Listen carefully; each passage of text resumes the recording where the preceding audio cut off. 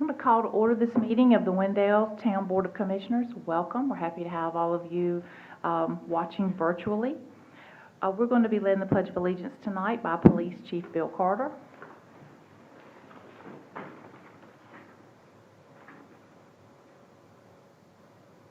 I pledge allegiance to the flag of the United States of America and to the republic for which it stands, one nation, under God, indivisible, with liberty and justice for all. Thank you, Chief. Our invocation tonight from the Wendell Council of Churches, we're going to hear from Errol Briggerman of Wendell Baptist Church. Are you with us, Errol? Mr. Briggerman, are you on the Uber conference line on a different number than what you gave me? If so, hit star 2 times.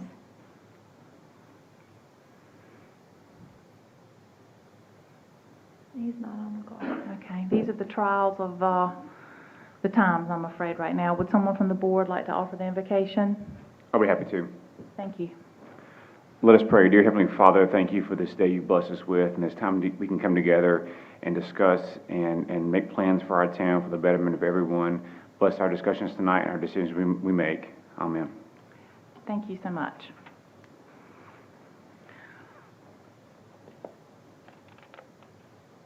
Do I have a motion to approve the agenda?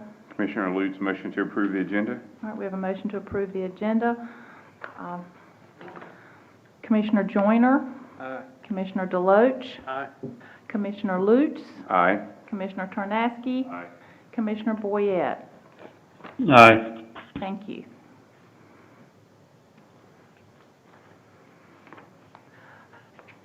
The public comment process has been provided in advance of the meeting tonight. The public had the opportunity to submit their written comments to the town clerk, or were able to submit a request to participate via calling in the conference by emailing their name, address, and phone number to the clerk by Friday, September 11th at 5 p.m.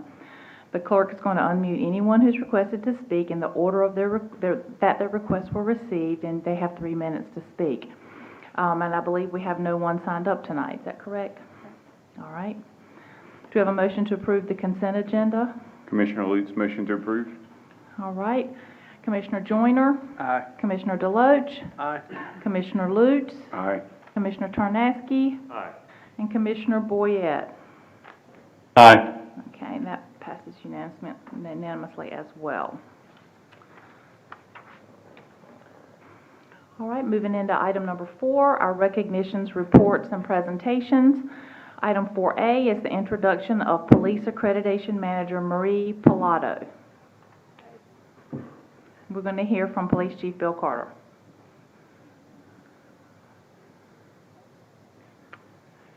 Good evening, Madam Mayor, members of the board.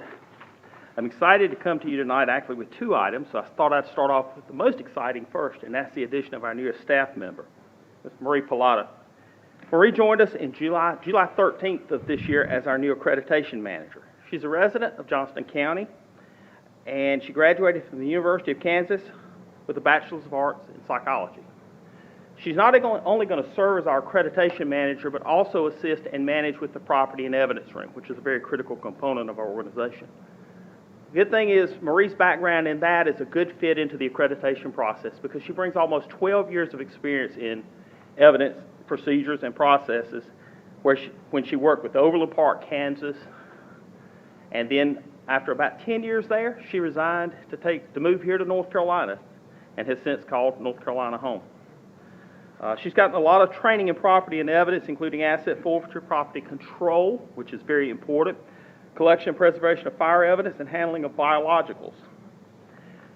One of the typical things that goes on in a evidence room is the development and the absolute requirement to adhere to strong policies and procedures. And Marie had an instrumental part in utilizing and developing those procedures in her prior role. That's going to serve her well as we move forward in the accreditation process, and it's really going to be invaluable to her, I think, as she goes forward in helping us develop policies and procedures. She's really kind of in the early phases of her onboarding with us. And that involves learning about the organization. You know, she's good at doing exactly what she should do, and that's asking a lot of questions. Why do we do this? How do we do this? And also, formally, over the next few months, Marie's going to become more engaged in formalized training associated with the accreditation process, as well as property and evidence. A little feedback there. She's hit the ground running in the 2 months she's been here. She and I have had a virtual meeting with our CALEA customer service representative to talk about onboarding processes. Additionally, she attended the first ever virtual CALEA conference where she got exposed to new accreditation managers training in a baseline level. She will augment that later with a more formalized process. The next available class starts in January, I believe, so she'll be working toward that. There's a lot of training going on. We are using a computerized documents management program to manage her or the department's policies and procedures as a whole, and she's doing a ton of training with that. It'll give our folks instant access to those types of things, as well as to document their understanding of policies. Like I said, her background and her experience really are going to serve her well. Having been involved in the accreditation process before, I know how critical evidence is as part of that process, and that's just going to bring a wealth of knowledge to her. And the bottom line is we're just very excited to have Marie on board.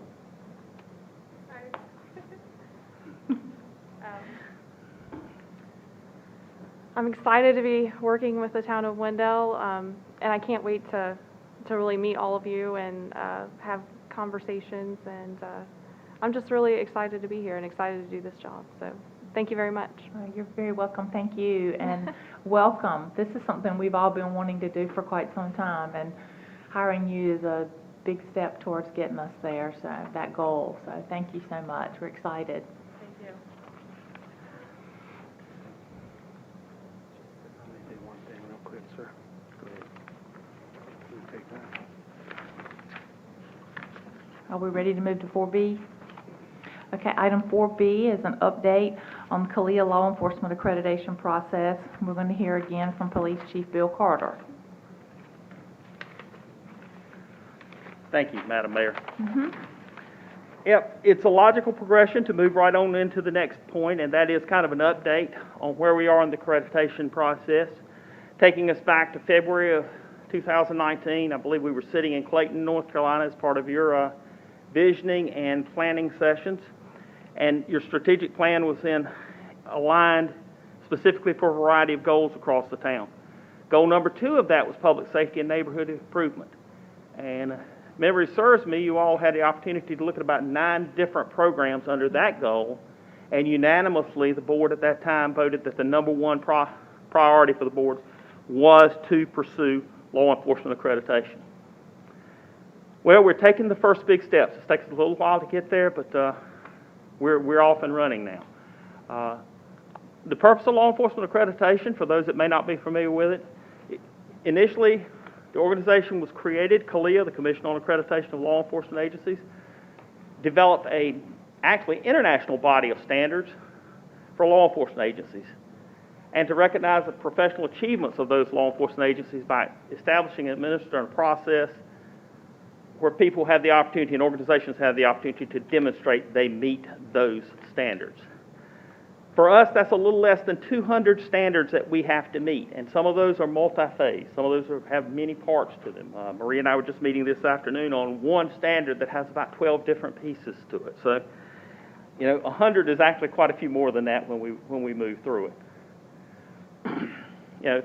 What does CALEA do? We've talked a little bit about it before, but I just want to remind everybody. It benefits not only the agency, but the communities that we serve, our community. It gives law enforcement, it gives the department a management tool that creates greater accountability. These are the rules, these are the processes, these are the things that we're going to consistently do this way. It also reduces organizationally the risk of liability. It establishes stronger defenses against lawsuits, and also community advocacy. Agencies that have been a part of this program for a number of years have seen their interactions improve and the abilities to communicate with their community strengthened. It's not an easy process. It's not a short process. When I spoke to the board about this early on, Last time I spoke in detail about it, I said CALEA typically says it takes about 3 years to get through this program from the time you sign the contract until the time you actually are successful in achieving your accreditation. And that's, quite frankly, recent events are going to probably challenge us even more to stay within that timeline, but I'm confident that we'll do that and do our best to do it ahead of that. This board was gracious enough in this year's budget, or last year's budget actually, to fund all the costs associated with it, with CALEA and the accreditation process. And I'm pretty sure that I said then, and I said throughout, finding the right person is essential to being successful in the accreditation process. Introduced Marie earlier, and I'm confident that we've done that. We were deliberate in our process. We had a pool that developed, and we moved through the process, had a few challenges, and then the reality was COVID, quite frankly, slowed us down a little bit more. But we were able to bring her on mid-July. As I've mentioned, it's a very time-consuming process that we'll be going through. We'll meet on each and every policy as they affect accreditation. CALEA has changed some of its policies just recently in light of recent events. We received updates within the last 3 weeks of new policies that or new standards we'll have to adhere to. We are moving forward, as I said. June of this year, we were told by CALEA that we had been accepted into their program. So that started the calendar ticking for us. Where were we today? We're in what's known as the self-assessment phase. It's where we take every one of those standards and we look at our existing policies to see if we meet them, if we need to change them, if we need to create something new. The last time there was a very comprehensive review of the department's policies was 2012. Also, as I've stated before, our town policies are interrelated to this process, and of course, those were amended in 2016 after a more comprehensive review in 2013. We have to develop the policies, the procedures, and then also prove that we're walking the walk, not just talking about it on paper. So those will be the processes that we continue to go through. I mentioned earlier, mid to late July, Marie and I had the opportunity to have our first meeting with our program manager at CALEA virtually and talk a little bit about the agency, which is hugely beneficial because they can then tell us areas that we might need to focus on, areas that we are already compliant, or in some cases, areas that we may not need to address. Moving right along, later in July, Marie jumped into that first ever virtual conference. That was a great conference. The way they did it, very successful. They will be doing their next one virtually. And in fact, a number of the courses were recorded, which allows her to go back and myself to go back and review those courses as needed and serve as references. I mentioned earlier we are using a web-based computerized documents management program that is specifically designed for managing policy and procedure. That was part of the startup associated with this. That will allow us to develop policy, allow us to work more seamlessly with CALEA, and most importantly, allow us the opportunity to push those policies out on a timely basis and ensure that staff understands them and recognizes that they are the policy of the day, if you will. The other piece that's critical as Marie has come on board is networking in this organization. The networking group in North Carolina is called the North Carolina Law Enforcement Network, or NC-LEAN. It's a group of people that all do the same job that Marie does. They have been down this road. They are just the most invaluable resource that I have ever been aware of in the accreditation process. And I can assure you, when I started in it some years ago with the state, I could not have enjoyed the successes that I enjoyed without the support of that team. Marie's already met those folks, already been involved in meetings, and been developing contacts, traveling to other agencies, and is hitting the ground running in policy development. So as I said, there is a delay. I mentioned earlier the next available online CALEA accreditation management class is in January of this year. But the good thing is that doesn't slow her down. We have a wealth of knowledge right here in Wake County and around us that she can draw from, so she'll be plugging right along, and it'll just be more or less the last piece of her requirement with Kalia as far as her role in accreditation. I did mention earlier, we're going through policies. Kind of like the way this worked tonight. I handed Marie one back and she handed me 3 to do. So I think my homework's going negative for a while, but that's okay. We can handle it. We're going to also bring staff in. We've been sending emails to folks saying, hey, we have to do this. Tell us the best way you think we should do this in the community. What works in Wake County? What works specifically for Wendell? Because there are some nuances to every community, and we want our policies, to the extent they can be, to be responsive to those nuances in our community. I think it's really an exciting time. When I started with the town of Wendell 2012, this was on my radar personally. A variety of things happened as we recovered from economic downturns and many other things, but we're where we needed to be, and you all were gracious enough to support this, and I'm confident that we will deliver a quality product, and Cleo will recognize us for the program that we have here in the town of Wendell. Be happy to take any questions. Any questions from the board for the chief? I do, Madam Mayor. Chief, I know that the time clock starts in June when we sign that, and they say it's normally a 3-year process. Is there a cap from Kalia on that process, the length of time?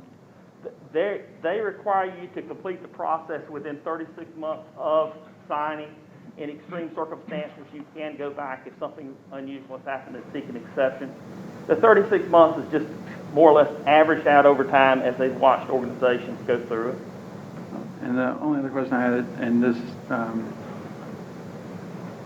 previous experience in going through the process, specifically like with evidence rooms, changing in practices sometimes requires reconfiguring. I appreciate you giving us credit for funding it fully last year, but based on the standards you've seen thus far and knowing kind of what we have as far as equipment, how things are laid out, do you anticipate future needs of reconfiguring, say, an evidence room to comply, or do you feel like we're generally within the framework and we're going to have to do a lot of the policy piece?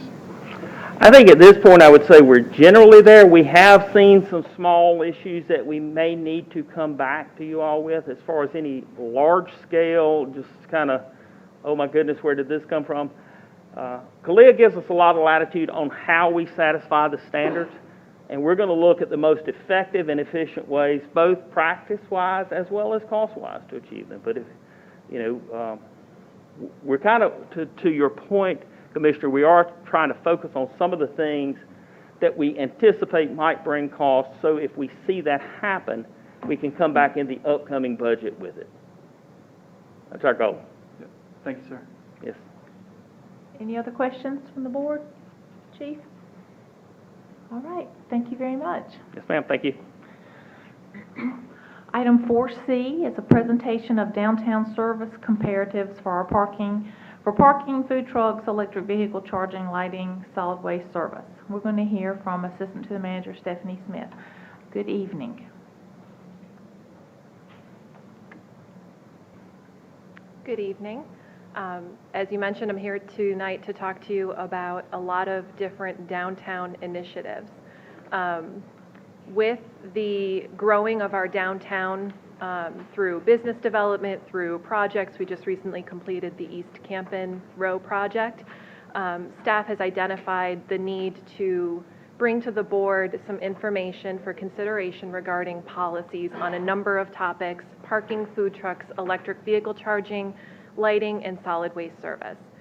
The goal tonight is just to present you with this information, give you time to look at it, think about it, talk to residents, business owners, all of your constituents, and then at the next meeting come back where you can ask questions, you can provide feedback, and begin to give direction to staff of what policies you would like to see and where you would like to take that direction. We do not expect that you would take an all or nothing approach. We're putting these all together because they all have to do with the same geographic area, but they're all independent topics. So I'm happy to answer any questions if you have them tonight, understanding this is the first time you're seeing this information. You may not have any questions. You may need some time to look at the materials in front of you. I have provided hard copies for you. I'll also be emailing this information, so you'll have a digital copy, and then Commissioner Boyette will be able to review that information as well. So I'm going to go ahead and get started. Okay.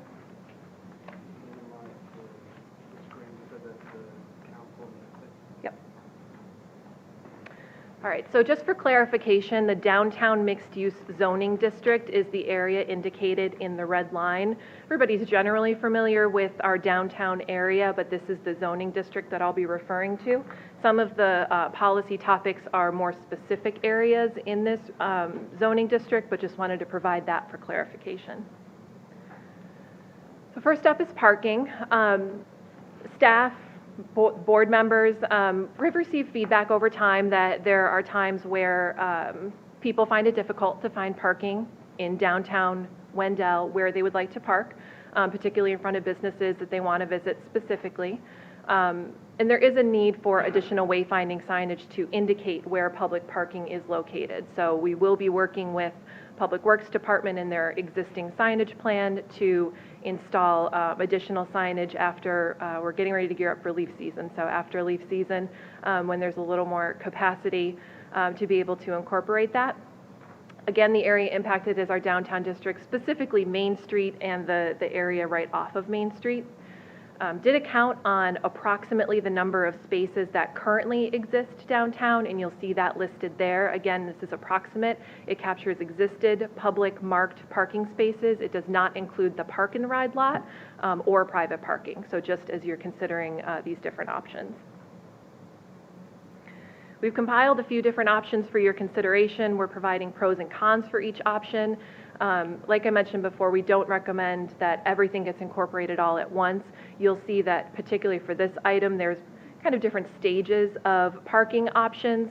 So we wouldn't necessarily recommend jumping to the last option, but just starting to provide this information for board to consider as we move forward, as we continue to grow.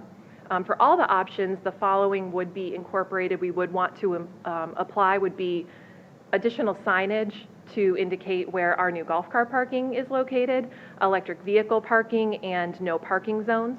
Evaluating areas that are currently unstriped, possibly striping them, as well as restriping existing areas that need it, and then basic parking enforcement. So we've all seen the cars that are parking kind of up next to the railroad tracks or in areas that are not actual legal parking areas. Again, as we grow, that will continue to be more of an issue. So beginning more consistent parking enforcement where we maybe haven't focused on that as much in the past. So here's your list of pros and cons. The first one, again, maintain current parking. Pros would be, these would be minor signage and enforcement costs, as I mentioned before, adding additional signage as well as enforcement. The cons would be continuing to receive the feedback that we're already receiving about unavailable parking or not being able to find a spot where you would like to find it. First option would be time limits through signage. This would be the signs that you see places 2 hours maximum. This would encourage turnover for businesses in targeted locations. It tends to be more customer friendly as you get different people parking, and so you get different people visiting businesses downtown. Cons would be the cost for that type of signage, mainly additional staff time to enforce. This would possibly mean an additional staff person, maybe an unsworn officer position that would be kind of patrolling that traffic enforcement, or parking enforcement, I should say. Next would be parking meters. Again, same concept. It encourages turnover for businesses in targeted locations, would incur additional revenue for the town. There is modern technology available for parking meters, so gone are the days where you need the right kind of coin to put into a machine. Everything's digital with an app or with a credit card, so it's handled more like a digital concierge. Cons of that would be cost for meters or that type of implementation, and again, staff to enforce. Another option would be a hybrid. Different areas would have different restrictions. So board would provide guidance or staff would make recommendations of which areas have what type of restrictions. This could allow for more flexibility for lower used areas. We're able to vary enforcement or even select days or times to enforce. Again, a con would be cost for implementation of that type of system and inconsistency. So it might be confusing if you can park here for extended periods of time, but there you can only park for 2 hours. Another option would be no overnight parking. This would reduce the ability for public to use town parking for storage of things like large vehicles or trailers, and it helps staff when we are preparing for events. I could say when it's my week to run the farmer's market, as I'm driving into Wendell, I'm hoping that nobody has parked on Campen Street overnight so that I don't have to worry about trying to locate that vehicle owner to move that vehicle for the farmer's market. Not a huge problem right now, but something to keep an eye on or consider in the future. Cons for that, one would be it creates a challenge for our establishments that serve alcohol. You never want to encourage somebody to drive a vehicle if they're not comfortable, if they have had alcohol that evening. You want people to find a responsible way home. If there's no overnight parking, it may discourage that option. And it would also need to be revised if and when our downtown area continues to grow and we hopefully have more residential areas in that downtown district. So again, these are all for consideration. We're looking for the board to look at these options, think about them, ask questions, and then give their thoughts at the next meeting. Next up is food trucks. Currently, in order to have food trucks in Wendell, the town uses the use of public space policy to approve food trucks downtown. So the current process is businesses request to bring in a food truck for a particular date or time or a series of dates or times. Staff provides a signed letter approving the use of public space for a food truck. With the growth of downtown, the addition of new businesses, as you can imagine, we're receiving an increase in requests. And we're finding that the public space policy maybe isn't the best way to capture the goals of the use of food trucks in our downtown area. We did a comparative analysis, so I checked with our neighboring communities just to see who has a food truck policy and who doesn't. They're most commonly called a mobile vendor policy, so that's how it's worded up here. So you can see which of the towns nearby have a current policy, and if they have a policy, if they are charging fees. That would be another consideration point if the board wishes to pursue a food truck policy. Right now, the town of Wendell does not have a food truck policy, a formal food truck policy. With the review of neighboring jurisdictions, there are a lot of similarities between existing policies that other towns have used. If the board wishes to adopt a policy, some items for consideration are listed there. There are things like food trucks cannot operate within 100 feet of a brick and mortar restaurant. Any food truck would need a host to operate. For use of both public and private property, written permission has to be provided by the property owner. Some policies restrict the locations where food trucks can park. So here it might be they can only park on Campen Street or Depot Street. Limits the number of food trucks at a time or the amount of times a business can bring in food trucks over a period of time. Also, the requirement for quiet generators or the use of electric hookups would be required. Again, it doesn't have to be an all or nothing, and it doesn't have to be limited to this list. These are just some examples that staff has identified in other policies. So this would be another topic that staff would ask the board to discuss their level of interest in this type of policy and what provisions would be included to talk about at the next meeting. Next up is electric vehicle charging. So we have our new electric vehicle charging stations. So there's this is a great time to discuss what type of policy, if any, there should be around regulations, considering how long people are able to park there and if there should be a charge.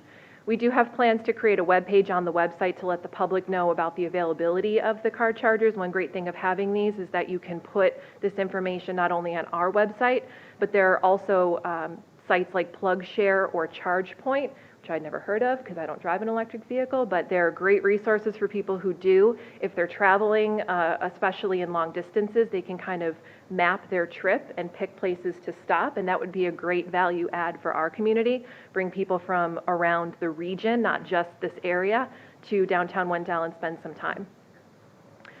Right now, there are 2 charging stations on East Campen Street. We anticipate adding more. Just because there is an increased demand for them as we continue to make improvements in the downtown area. We did a comparative analysis. Currently, all charging stations offered by municipalities in the area are free of charge. There is signage at every one of these electric charging stations, so there are plans to add signs that indicate they are for electric vehicle charging only. As you can imagine, if you're driving an electric vehicle and you have plans to stop at a location and you get there and there's a different type of vehicle parked there, that would be frustrating, challenging. So that is something that staff is already planning on doing. But things like whether or not to incur a fee to use those charging stations or set limits on how long a vehicle can park there would be something for the board to consider in a policy. Next up is lighting. This has been a big topic of conversation, I know long before I came to the town and also in the past year that I've been here. Some downtown lights are still owned and maintained by the town, which causes additional costs when repairs and maintenance are needed, particularly around events. We've all heard about Public Works having to try to make electric connections work around big special events. It impacts how we set up an event, where a stage can and can't be located, and generally at a large event you're seeing Public Works staff running around trying to help people make connections if a breaker goes, that type of thing. So right now, we still own 49 lights in the downtown district. As new lights are added, for example, East Campen, they are leased by Duke. So this would be an area where the board could discuss whether they would like to move forward with a plan to convert the 49 lights that are currently owned by the town over to a lease to be consistent with the other lights that we are adding into our plan. A little bit of information on cost. There, of course, is the cost to install the pole. Any abnormal charges like rewiring, digging, filling trenches, things like that would be additional. The town would also run electric in addition to the light electric, so that we would be able to provide electrical outlets, again, to alleviate some of that strain during special event season or other times where we would need an electric hookup downtown. This is the only item on this list that we're coming to you with an already existing recommendation. So our thought would be to incorporate this effort of converting these lights to leased lights with other strategic initiatives and capital projects. So it would be a plan that we would be able to implement in the future coming years. And this would possibly time with the replacement of a streetscape design improvement, which we've discussed in the past. So a little bit of information about leasing versus owning, which I'm sure you've already discussed. The pros of leasing lights: obviously Duke maintains and repairs them, no additional cost to the town. Our staff resources are not needed to maintain these lights or repair electricity for events. I think Public Works would appreciate that improvement. Cons would be we'd need to work with Duke to run a second conduit to access for electricity, as Duke does not allow electrical outlets to be installed on their light poles, so it would just be a separate process that we would have to incorporate into that changeover plan. Pros of owning lights, Brian can correct me, there really aren't any. So it's unanticipated costs in replacing and repairing lights. Access to power during events is unreliable and requires additional work. And currently the town does not have an electrician on staff. So the staff that we have do the best they can, but often need to bring in a professional electrician to make those connections. Last but not least, solid waste service. We've received requests from downtown businesses to provide access to dumpsters. This is specifically for businesses that do not have adequate space on their own property to have a dumpster. So it's really our downtown historic area with compacted space. There's also issues with inappropriate use of current containers or multiple dumpsters in multiple locations, which aesthetically can be challenging. For a comparative analysis, we did find that there are solid waste services offered to downtown businesses for an additional fee in Raleigh and in Gastonia. The board has prioritized downtown district improvements with goals to improve aesthetics and generate interest in private investment in the area. So considering a solid waste service for businesses that don't have adequate space could enhance the visual appeal of the area and be an added benefit for those looking to locate their businesses in this area, as it would be a service that would be handled in a number of options that we'll talk about in a minute by the town. So the goal would be for the board to discuss their level of interest in pursuing one of the options that I will go over. So it looks like there's a lot here, so I'll go through these options. The first option would be the town completely takes over the cost of solid waste service to downtown businesses who qualify.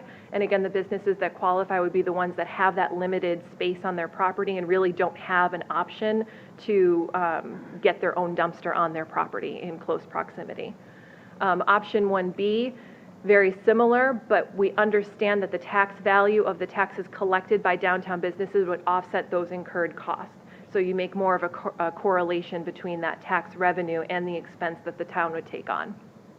Option 1C, the town covers all of the cost of the solid waste services. A fee would be implemented for a special assessment area to help offset this and other downtown maintenance costs.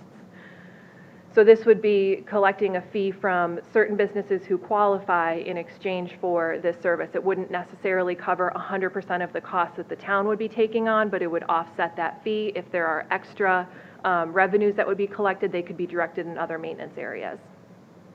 Option 2, town would cover the implementation costs, and we'll talk about those in just a second, but there would be a fee that would be charged to businesses who participate to cover 100% of the recurring costs. So the town would not be taking on any additional recurring costs, just the cost to implement.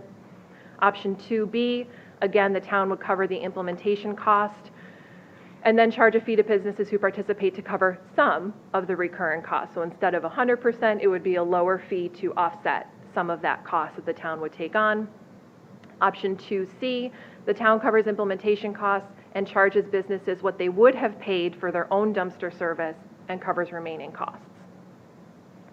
Option C, the town provides public space and an enclosure and then charges a use of space for businesses, and then the business would provide their own dumpster service. So we give you the space and then you take care of the dumpster yourself. So the downtown dumpster locations that we would be recommending, you can see there's 3 garbage cans on that map. One's right here, down here, and over here. So you can see it really covers the area of that historic district area downtown. So with all the options listed, small cans would continue to be handled by town staff. Trash would be put in the dumpster, and then dumpsters would be emptied by GFL. Businesses who participate would be responsible for bringing trash to the dumpster locations. Dumpsters can only be placed on businesses on their property in a manner consistent with our ordinance. For example, a required enclosure, an approved enclosure like you see currently in a couple of dumpster locations. And then dumpsters would not be able to be located in the right-of-way. So some of the past practices of businesses and where they're locating dumpsters in some cases would change, but the alternative would be we would be providing these locations through town that they would be able to use by participating in one of the options listed. So there's some costs with the added enclosures, so I'll go back to the map for a second. So on the new East Campen Street, there is an existing enclosure, so brand new enclosure that has the dumpsters already located in that area. That one is over here. And then there would be an additional dumpster added to the West Campen existing location, so sort of where the farmers market currently is. You have dumpsters there. It would be expanded to add additional dumpster space to be able to accommodate more businesses. And then a third brand new location would be over in the Women's Club parking lot. So town would be paying to install the enclosure and make sure that the concrete pad is able to accommodate that type of dumpster service. So I just provided you a whole lot of information. So at this point, we are looking to give you the opportunity to review everything that we went over tonight, consider what policies would be of interest to implement. Again, like I said at the beginning, we understand that there may be some policies that the board has an interest in moving forward with now. There may be others that you want to come back and see at a later date. There's also some policies that maybe the board isn't interested in implementing at all at this time. So it's really just a list of considerations for you. At the next meeting, we'll be bringing this back. We'll be able to answer any questions that come up after you've had a chance to think through things, talk to your constituents, and then we can continue the discussion of where the board would like to go next. I'm happy to answer any questions that you have tonight, if anyone has anything. Does anyone have any questions? I do. Okay. Commissioner Lutz here. Stephanie, just two questions I had. One is, do these downtown businesses, are they aware of what we are undertaking right now with this kind of overview of the DMX district? There have been, I'll call them informal conversations with Okay. businesses who have given us feedback or asked us for some of these services that we've provided. We wanted to give the board an opportunity to hear this information first before we did an official outreach to the businesses who would be affected. Part of our process would be to make sure everybody has an appropriate opportunity to incorporate, give their input, and we want to make sure that whatever policy that we adopt has the support of the businesses that they would be intended to benefit. Okay, I certainly think that would be helpful for myself at least, is if these businesses downtown are aware of what we're doing, for them to reach out to me or any of us for ideas or concerns, or just to say, hey, can we talk for a little bit? So I think that would be very helpful too. The parking spots, did anybody count the ones on 3rd Street? So 3rd Street was counted, let me look at my map. Yes, 3rd Street was counted between, basically between Pine and Cypress Street. So really in that downtown districted area. Do you have the number for that? Am I missing that on the sheet? I'll have to go back and pull Okay. that. I can provide that. Thank you so much. Did you count the spaces that are along the edge of the town square? The parallel parking spaces, Yeah. yes. Okay. And also, there's some food truck fees listed. Are these annual fee, the other towns, so that's annually? They are annual, yes. So Yes. a truck fills it out and it's a one-time, one annual fee? Correct, yes. Okay, I meant to mention that, thank you. okay. Well, I just didn't know. Yes. I got one question on the electric car hookup. How does that charge? If there is a charge for it, how does that work? How are they There doing? are different mechanisms that can be utilized, I believe, through an app, where in order to access the charging station, you would sign up through an app, and then it would have your information, and you would be able to charge through selecting that location on your app.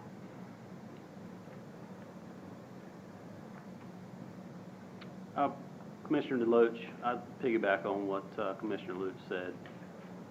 It may be helpful of the 5 categories, maybe just have an idea, a stack rank in order of importance to the business owners. Okay. I mean, just looking at it, it appears that there are some that would be more critical than others.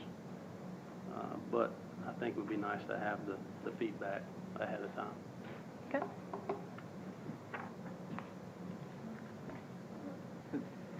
Any other comments or questions? Just one, Madam Mayor, that to piggyback there with Commissioner Lutz, the location of, and I know you guys have put plenty of thought, but the location of those dumpsters, or those eventual sites, just as we talk through it with business owners, we've seen in the past 6 months how buildings change from a use to becoming a completely different use. It looks like those are spread out pretty well, but anticipating maybe something happens at the north end of Main Street, or, yeah, the north end of, towards Wendell Boulevard, allowing to get feedback from all of those businesses, but also to you guys with your vision, laying that on top of it to kind of think through what could change possibly in the future and where we may need it, knowing that there is a cost and we would like to have some permanency in the policy. Thank you, Madam Mayor.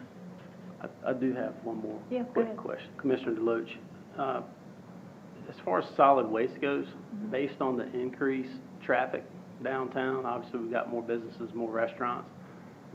What would do we consider that to be critical right now? I mean, are we at a level, I mean, obviously we're looking at it with the intent of doing something about it, but are we currently at a level that's problematic?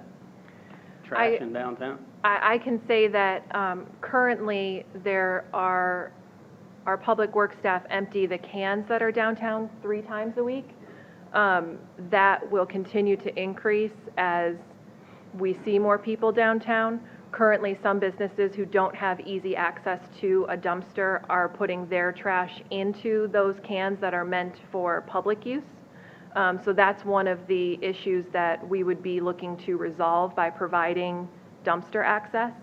Also, with the addition of businesses that are coming online that don't have that private space to be able to put a dumpster, they don't have an easy solution right now to get a dumpster. They don't really have a place to put it because it would be on our property. I don't know that it's critical at this point, but I would say it's going to continue to be an issue without some plan being put into place. Thank you. And the dumpsters also came up, I think, with regard to the camping parking area. There's a dumpster there. So it kind of got everybody, why not talk about it now? Gotcha. Any other questions? All right, well, thank Thank you. you. Giving us a lot to think about. All right, we're going to move into our public hearing for tonight.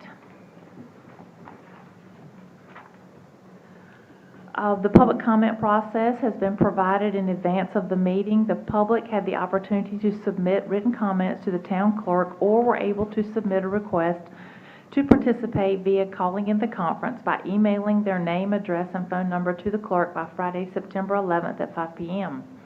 The clerk is going to unmute anyone who's requested to speak in the order their requests were received, and they will have 5 minutes to speak. And note, the board will take action on this public hearing at the September 28th, 2020 Town Board meeting according to statute, and there will be 24 hours after this meeting that written comment can be submitted to the town clerk. All right, so we only have one tonight. It's item 5A is a public hearing on a zoning map amendment request to rezone 50.63 acres from rural residential to residential 3, or R3. We're going to hear from Brian Coates. Good evening, Mayor and Council. The public hearing before you this evening is to request to rezone roughly 50.63 acres from rural residential to residential 3.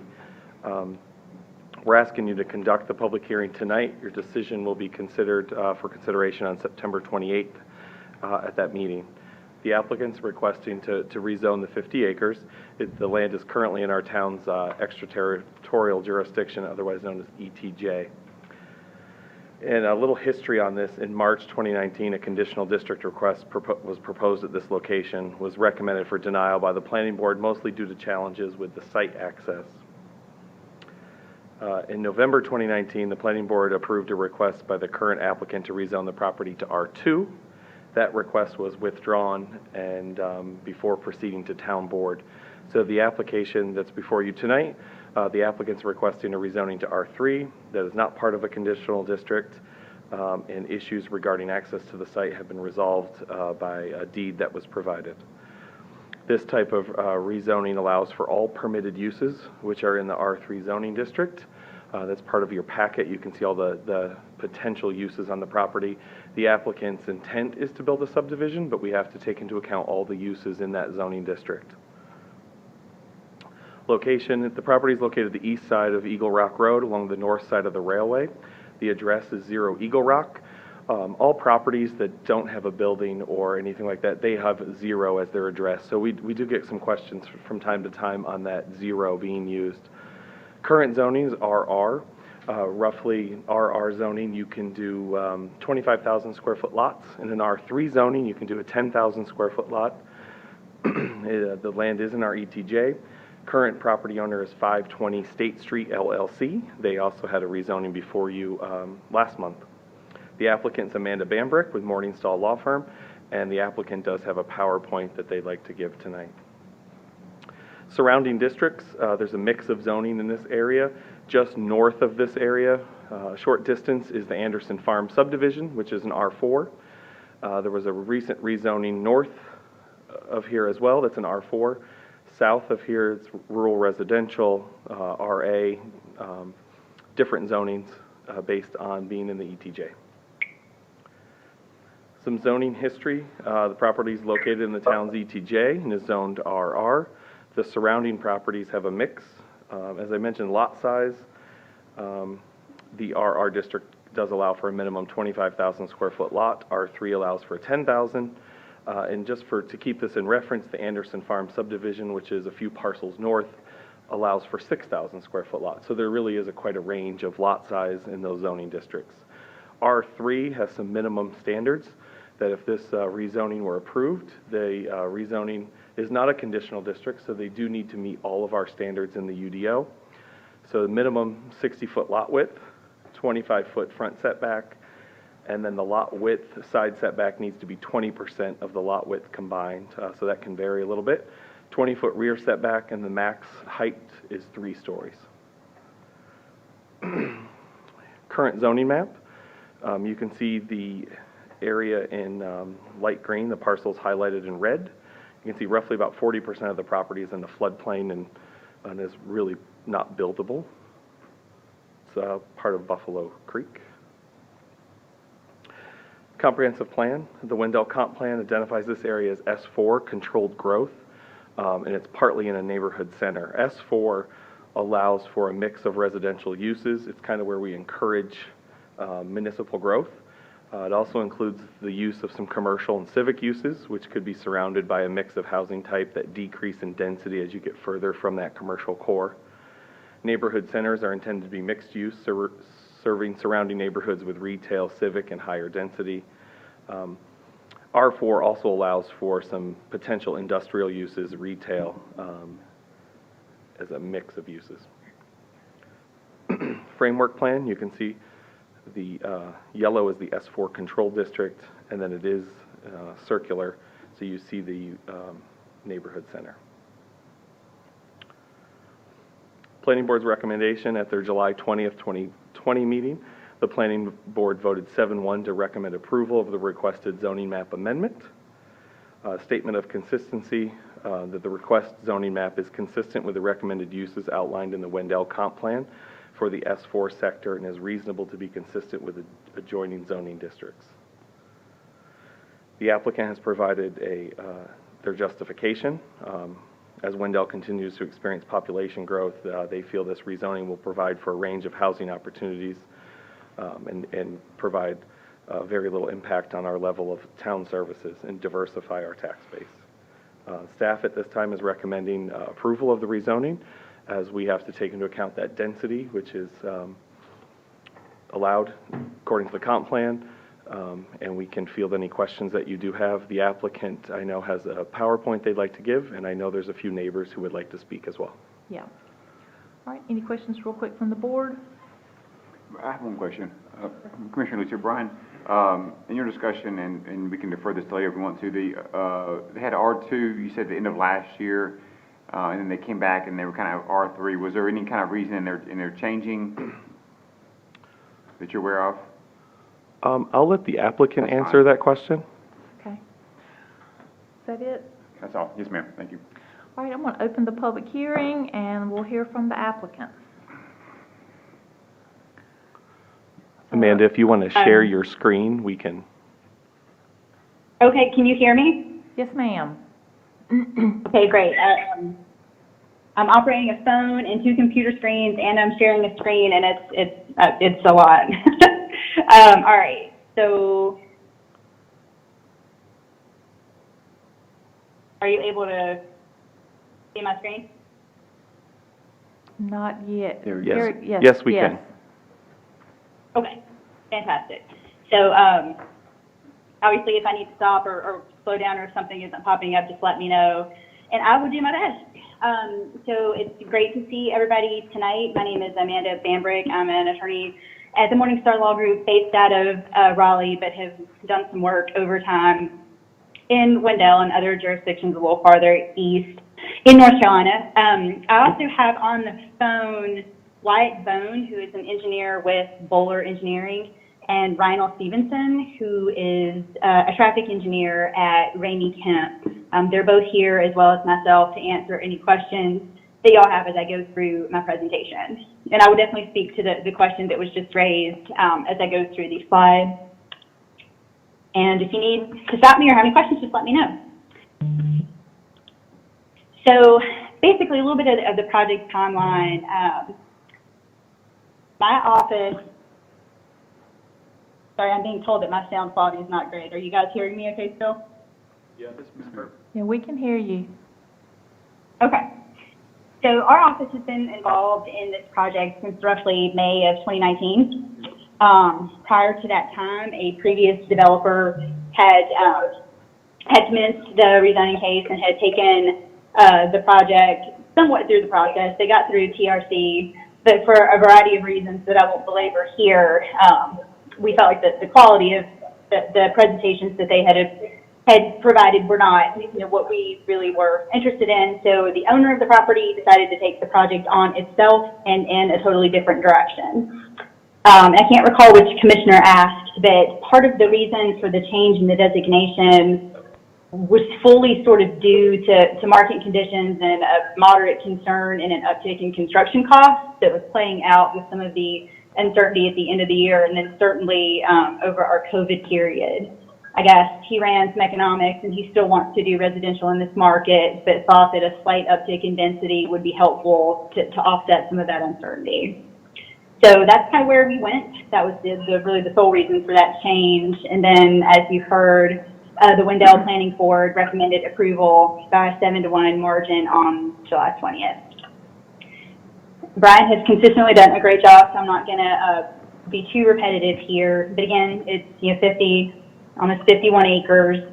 The idea ultimately at the end of the day, and I understand that y'all have to consider all of the different potential uses, but the goal is to accommodate probably around 58 single-family homes.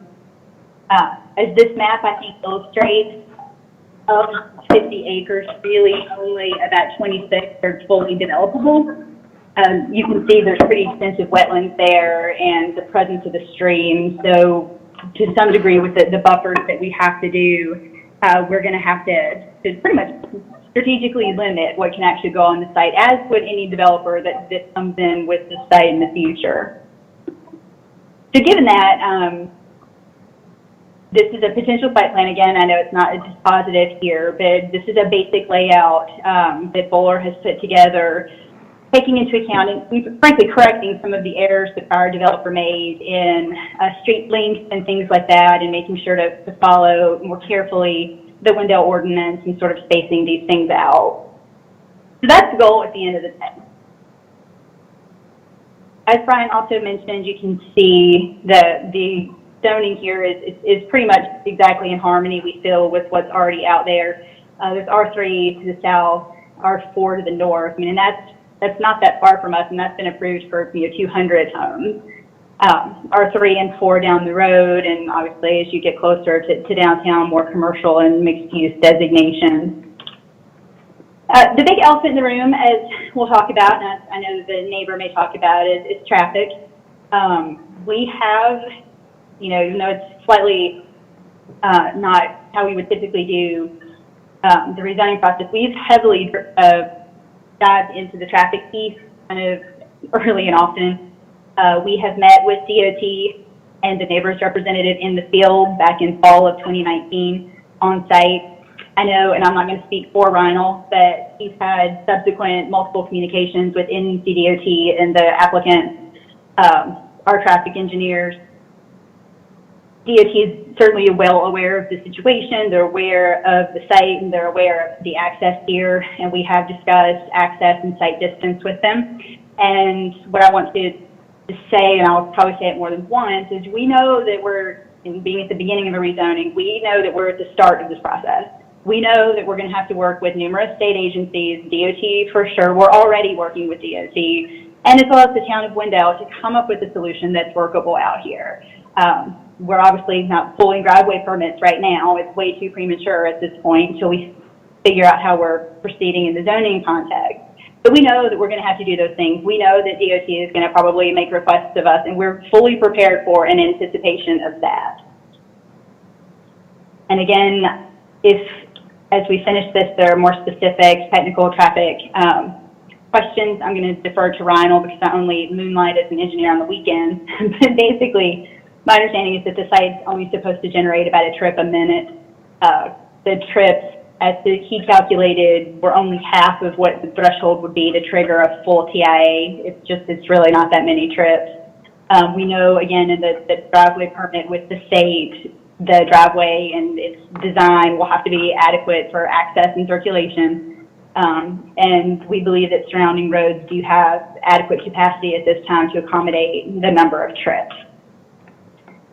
Where I want to spend a little bit of time is a piece of this case that has generated some confusion over time. So I just wanted to get ahead of it now, kind of put it to bed forever. So throughout the opposition's materials, there's this sort of indication that we have to defer to them in some ways to figure out, something that works for what could be a potential, 100 acres of development at some unknown point in the future. But the reality is, our parcel, as of October 3rd, 2001, was granted by deed. So it's a little bit different. It's not an easement document, but it's a grant of easement in a deed. It very clearly gives us the easement area and the right to install road or street on it, and for that to be dedicated to the public. So that has been, on the record now in Wake County for almost 20 years. It's also shown on a map recorded, the book of maps, and I've got the reference here. I think I have a PDF of that pulled up, so I think I can show that while still sharing my screen. Hopefully. So can everybody see this map document?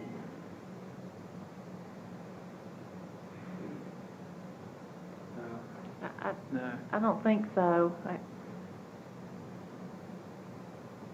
Mm-hmm. Is it the paragraph at the top? Is that what you? PDFs don't work well. Amanda, Now, hang on a second. they cannot see it, but they did get a copy in their packet.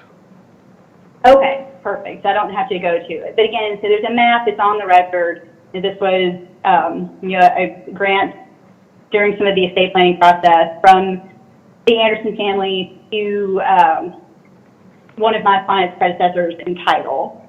So again, I want to go ahead and read a little bit of this for the benefit of the record. About halfway down it says, if in the future the grantee or the grantee's heirs or assigns might desire to have any road or street installed over the 60-foot wide easement area dedicated to the public and taken over for maintenance by the appropriate governmental authority, that such action shall be permitted.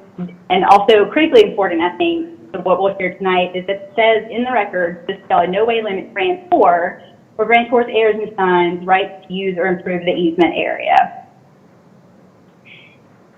So I do want to linger for a while. This case has some complexity to it, and it's got, as you're going to hear, some opposition. So I want to kind of get in front of that and explain some of our concerns. We have been attempting to work with the neighbor. We became aware of their opposition at the first planning board meeting in the prior case. We received some demands, and at that time we deferred to November of 2019 so that we could all meet and talk with DOT. As I mentioned earlier, we met with the applicant's representative and DOT on the property in the fall. The neighbor was the only appearing party at the prior planning board hearings. As to the letter that you received with your packet, I haven't heard directly from any of those folks. And I would note for you, if you didn't have a chance to look, that only about 30% of the signatories on that document actually live in Wendell. Most of them are from surrounding addresses. So in the fall of 19, as part of the neighbor interactions, they asked us to do these things. They wanted us to do a traffic study, and then that the traffic study addressed 100 acres of residential traffic that would take into account their existing properties and whatever their current unknown use would be, to study everything together. They also said that we should be responsible for completing any improvements before getting PO, which quite frankly is going to be required anyway.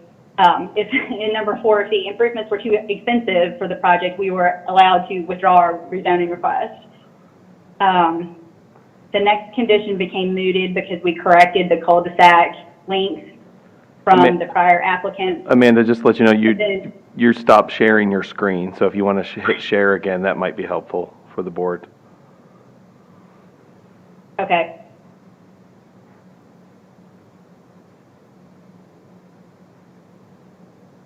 All right, is it up there again? Yes, it is. Yeah. Awesome, thank you, and apologies for the inconvenience there. I've been doing this for a while, and I feel I'm not completely used to all the platforms. So again, this is a list that we were given, a written list that the neighbor provided to us. And then in number 6, they had asked for another buffer, basically, to permit the transition to larger or more expensive homes on their property.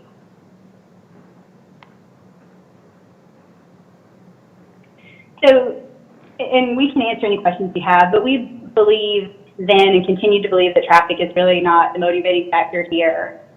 We know that given some of the timing on construction that's happening on different tracks, that we feel like the property to the north of us, and based on what their representative said to us last week on this September 10th call that I referenced, we feel that it's pretty clear at this point that our neighbors are going to be developing as well. So, you know, as I'm going to mention kind of towards the end, you know, every applicant, every person, every entity that wants to come forward with a development project of really any magnitude is going to have to deal with the town. They're going to have to deal with the state to make sure that they're doing something effective and getting the driveway permits that they need for their site. So on the call that we had last week, which was part of the ongoing conversations we had, the neighbor gave us a proposal, and it's the same proposal that I popped out of your packet that they're going to discuss tonight. Again, I want to emphasize that at this time, I'm not aware of any development plan for the 2 properties to the north of us that the Andersons control.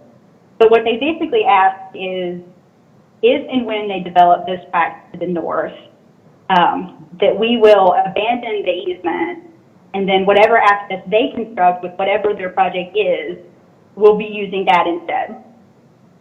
So essentially, their proposal, what they're showing you, and again, I don't know that we'd be opposed to a cul-de-sac mechanism, but the crux of their proposal is that we abandon the easement. And I just want to emphasize that right now, this is the only legal access that our property has. We would have to cross 2 of their parcels also under their control to get to Old Battle Bridge.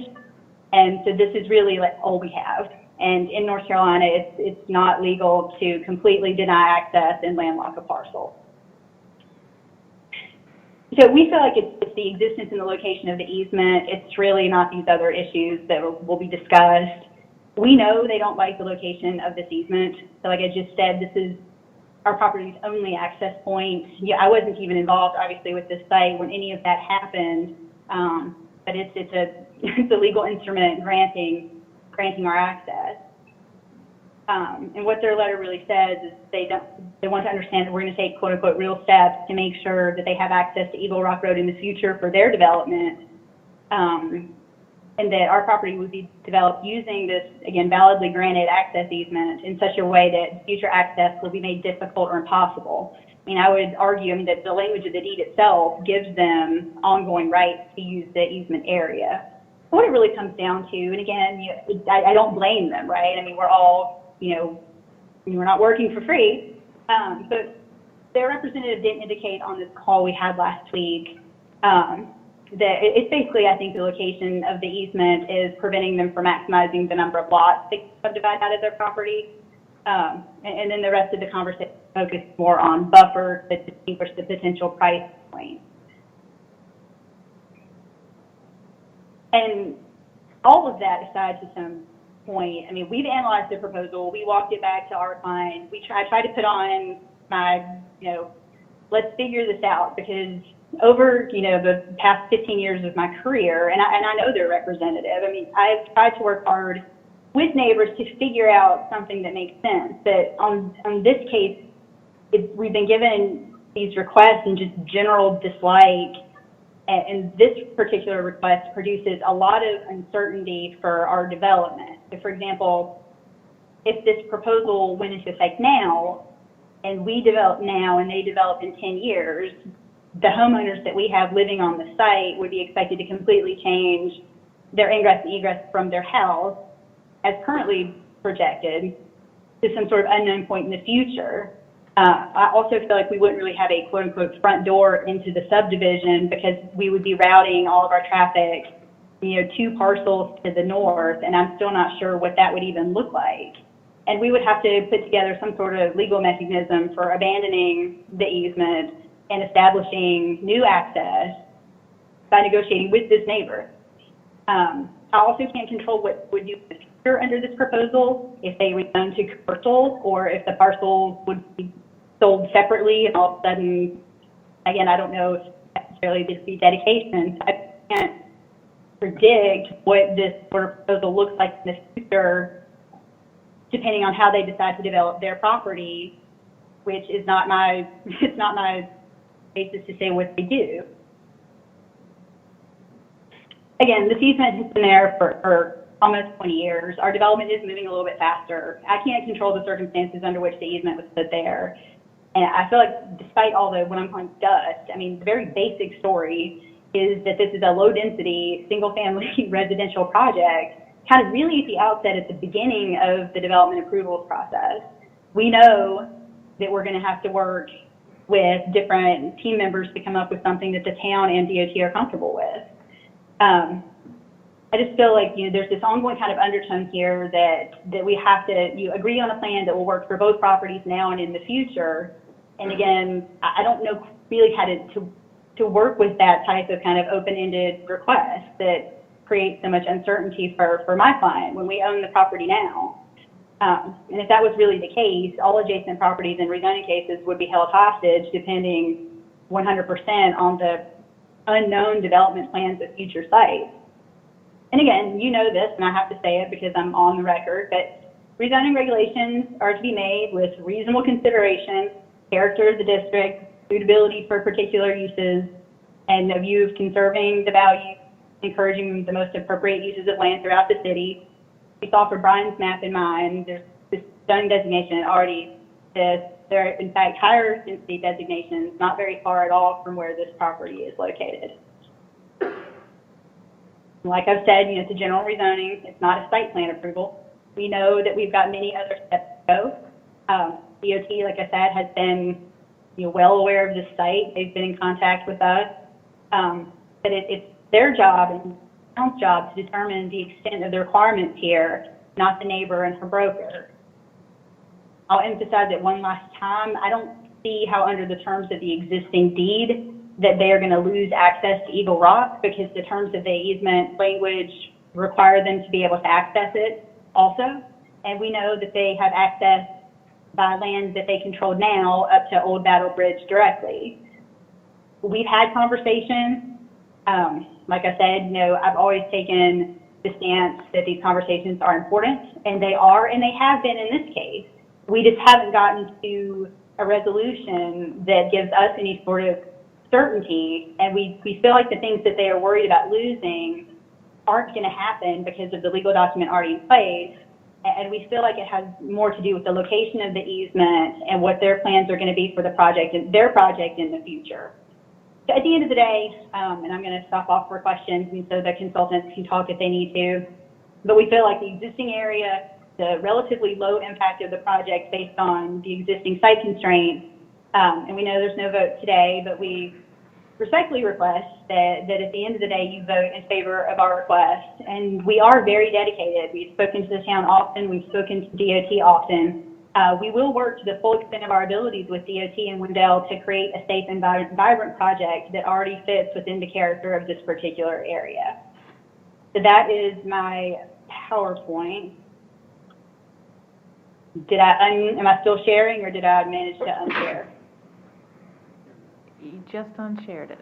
You unchaired. Okay. Thank you for your patience. Thank you. All right, let's hear from the neighbors. Do they have legal representation? Might want to let that person go first. I believe the one person signed up is an attorney for the Andersons. Yes, T.C. Morphus. Mm-hmm. Okay.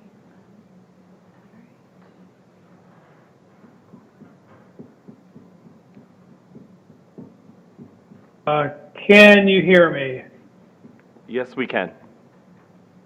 Okay, very good. I actually, if I could, I'd like to let Mr. Richard Hibbets go first. He is a real estate broker who's been working with the Andersons on this project. And then if there's anything that he doesn't say or that Ms. Ashley Anderson doesn't say, I will conclude at the end if that's okay. That's fine. All right, thank you. Okay, well then let's go in the order that we have them here. Let's hear from Ashley Anderson.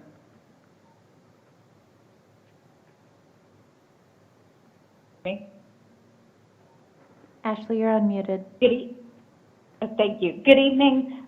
Can you hear me okay? Yes, ma'am.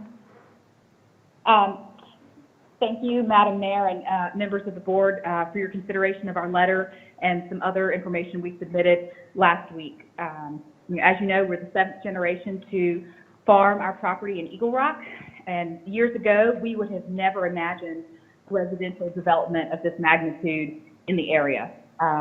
But that has changed. Development is coming. It's already here. And with that, our position on development in Eagle Rock has changed. We're just trying to manage it as best that we can. We're willing to accept full development in Eagle Rock. We ask that the board ensure that approving this development now doesn't hurt us in the future. Through their attorney, the applicant has continued to attack us, try to make us look greedy and self-serving. That's just not true. Nothing could be further from the truth. We've made good faith attempts to propose solutions to the access problem. The applicant told our representative last week that they would consider our proposal, but instead, now they've used that information gained during the meeting against us again. It's been asserted in the past by the applicant that we've been a part of Anderson Farms development. For the record, we are in no way affiliated with that. We have not been a part of it, nor are we a part of any other ongoing residential development in the area. Development of this particular area in Eagle Rock creates long-lasting and real access and traffic implications, and we would ask that before approving or considering the rezoning, that a plan to address these is proposed. Thank you so much. All right, thank you. All right, let's hear from Mr. Richard Hibbets.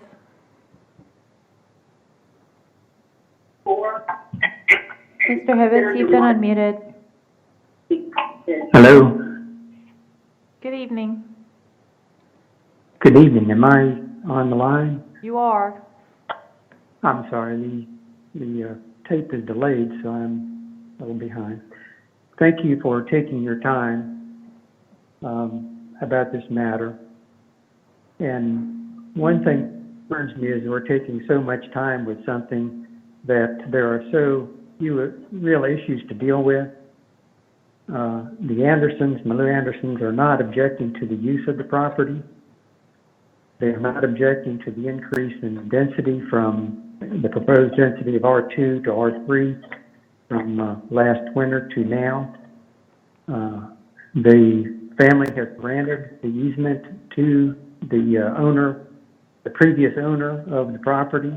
They expect the owner to use it. They have no opposition to their using the access.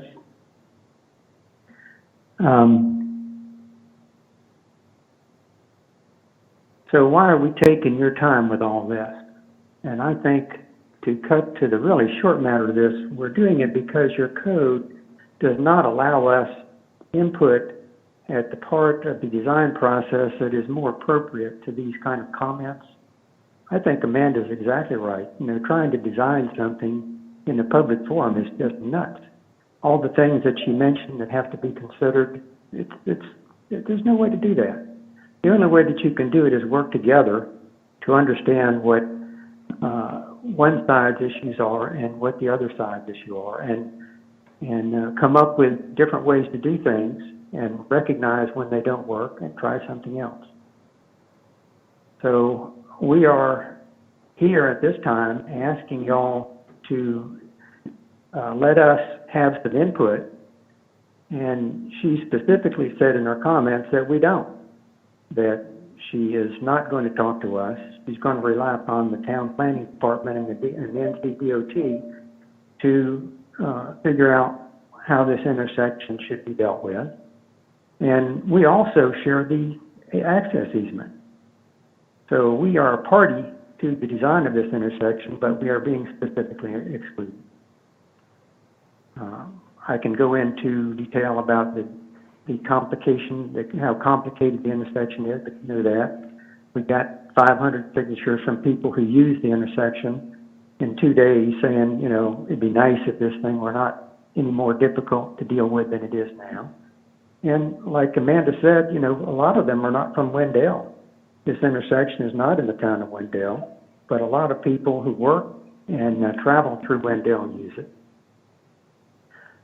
So I guess the real question is, how do we do something like this? How do we work together with the property owner in a constructive way that that we can be sure that what works for us works for them is what happens. Our biggest concern, it may be hard to believe, is that this intersection is difficult, and we would like to keep it as safe as possible. Adding another intersection to the 7 that exists in the railroad crossing is not making things any better. And I thought the traffic engineer that I hired to study this came up with one good solution. I had arranged the meeting that Amanda talked about with the DOT on site and invited them to attend. And we got some good input from the NCDOT about their concerns. We got some good comments. I mean, one of the comments they made was the sight distance was better than they expected. We had our engineer, I talked to the engineer, traffic engineer, to come up with his ideas. I showed it to Malou and her daughters, and I showed it to the town. And the town was kind enough to arrange a meeting with me and Amanda in town. We are not speaking to each other, but tried to show them what we had in mind and get their thoughts on how it worked or didn't work for them. I mean, that's the way you design things that work. And we're having to get our response through this meeting. This is not the best place for that. So what I would like is somehow, and as Amanda said, it's difficult because of the way your EDO is structured, as to how we can participate in saying what's important to us about this intersection and give our ideas about how it may be done to be safe in the future. And as she said, it's not going to be easy because of the way your code is structured. One way is to make this a conditional rezoning as opposed to a rezoning, and the condition being that we work together on the design of it. But, you know, how do you write something like that in legal man? So that's the real issue tonight, is how do we encourage neighbors to work together to solve problems that shouldn't be wasting your time on this kind of forum to deal with. Right, So I thank guess you, my Mr. question Hibbets. to you, Your time is up. I'm how would sorry. you do that? No problem. Thank you. Thank you. All right, Mr. Morphus?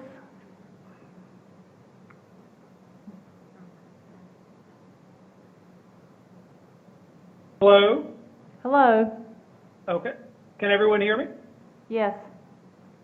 Okay, excellent. Well, I want to thank Richard and Ashley for speaking. They really covered the main points. I did want to just say very briefly, to clear up any confusion, even though Richard is a commercial real estate broker, he's not marketing the property for us. Ever since Mr. Anderson died in 2001, he's served as a family advisor. So he's been working with the Andersons for a long time, helping them, you know, with Eagle Rock as the community has changed. The other thing I want to emphasize that he brought up right at the end is this idea of conditional zoning. In her presentation, Ms. Bambrick said, I don't know how to work with such an open-ended request, and I can't control the circumstances under which our project is moving. And well, I hear that. I think respectfully, they have chosen to seek a general district rezoning, and they could have just as easily sought a conditional zoning.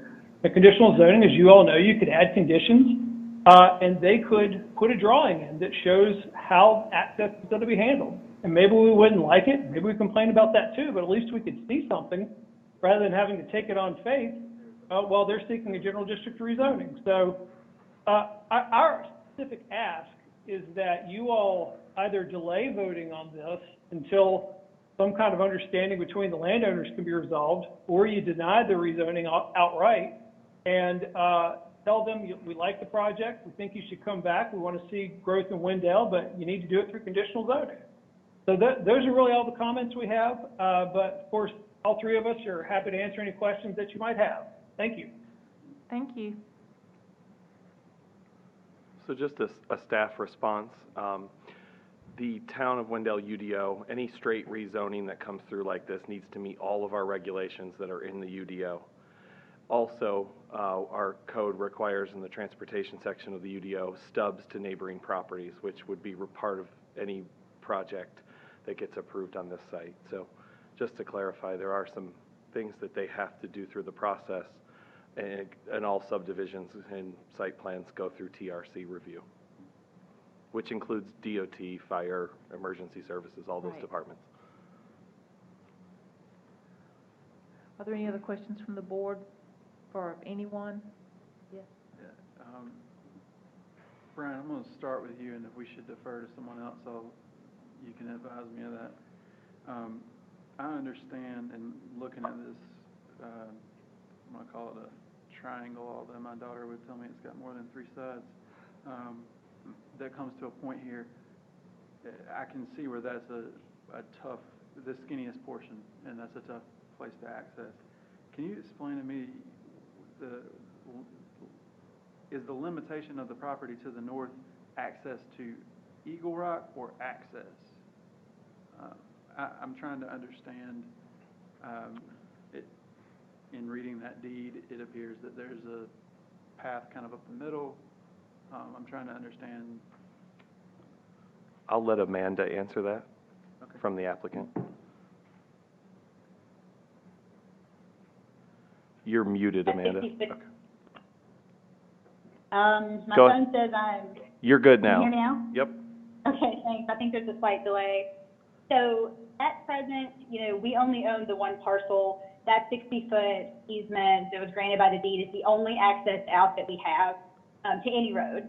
The 2 parcels directly to the north are also owned and controlled by the Anderson family. The only real route, the next available actual road would be Old Battle Bridge, and we cannot get there now because we don't control that property. And we don't know what their future development would look like, so I don't know if by easement or other instrument where I would put it. And honestly, we wouldn't be able to run that dog anyway, because we don't own that property, so there's only so much I can do. Does that answer the question? It does.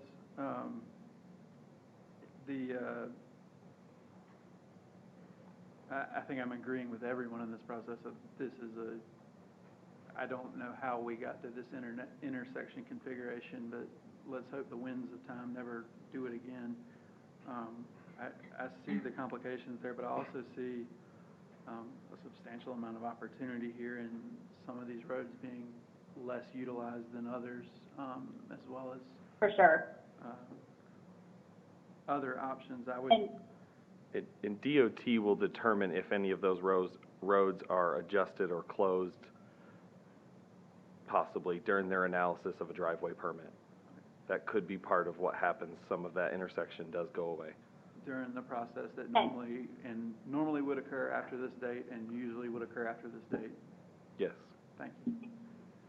And just a couple of points from my perspective, like DOT has mentioned that to us specifically, and Ryan has discussed with him that strange little offshoot branch. I could totally see that going away. I can't put that in a condition right now because if DOT comes back and comes up with some other requirement or request or something that's innovative in 6 months that's different and better, I'd have to come back through this rezoning process to fix the condition.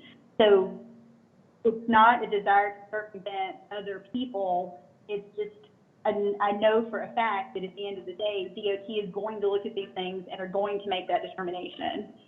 So that's where I am here. Any other questions from the board? Thank you, Amanda.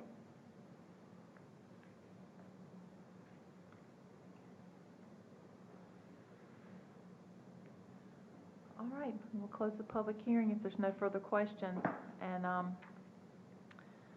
we can continue to receive comments on this for 24 hours.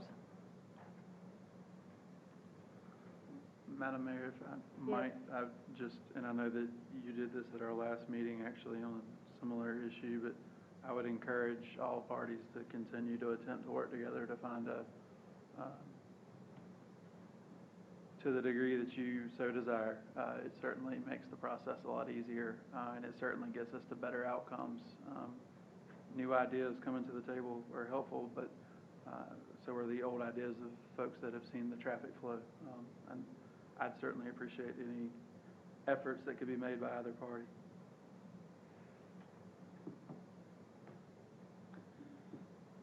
All right, we'll move into item number, section 6. Item 6A is a Citizen Advisory Board application update and vote. We're going to hear from Town Clerk Megan Howard.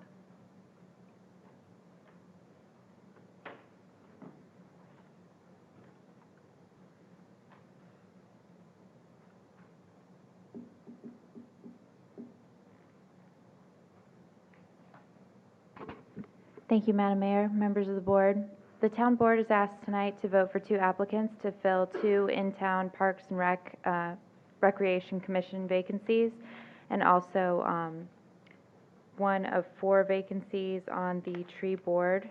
We received 3 applications since our last time we were here voting for these positions, without any advertising additionally going out, so that's good news. People are still interested in joining our citizen advisory boards.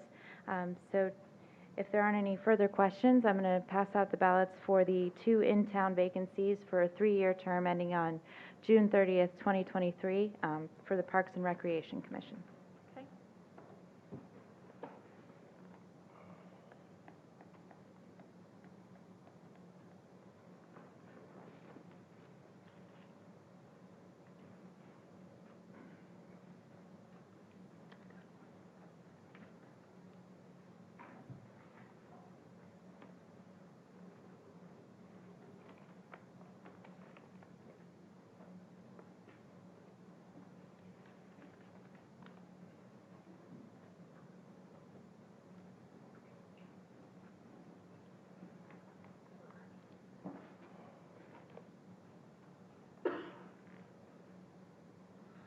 Commissioner Boyette, can you hold up? Thank you. Appreciate it.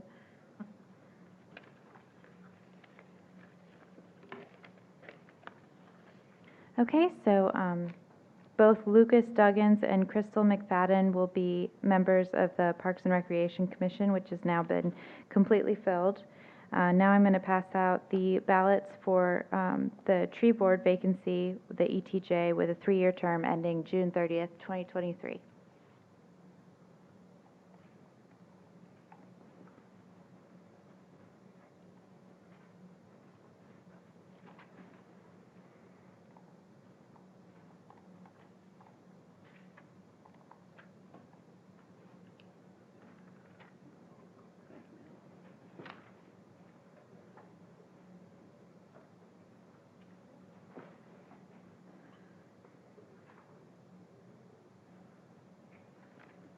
Thank you, Commissioner Boyette.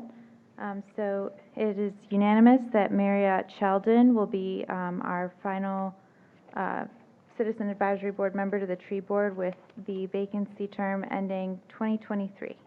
And that is all for Great. the vote. Thank you very much, and thank you to those who applied. That's outstanding. Item 6B is the Blueprint Wendell 2030 Steering Committee appointment, and we're going to hear from Assistant Planning Director Brian Coates. Good evening again, Mayor and Council. The next item is related to our new comprehensive plan, Blueprint Wendell.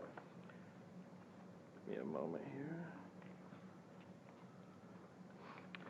So the action requested is to appoint the list of Blueprint Wendell 2030 Steering Committee members. The item, just a quick summary, is that the town's undertaking a process of creating a new comprehensive plan called Blueprint Wendell 2030. As part of the process, the town is creating a steering committee. The committee will participate in a range of project activities, and most importantly, meet with the consultant team 3 to 4 times throughout the process. to act as a liaison to the community to help gauge and get more input from the residents, raise some awareness about the project and outreach opportunities, provide insight and expertise on local conditions and issues, brainstorm ideas and concepts with the consultant team, and review and comment on draft plans, recommendations, and work products. The committee will provide recommendations in response to questions posed by the consultant team and project-related information as it arises. Just keep in mind, voting approvals are not expected as the elected officials have that responsibility. This committee just is steering committee to assist the consultants and the process. Committee, this is just a draft list of potential types of members from our consultants as they do this type of process throughout the country.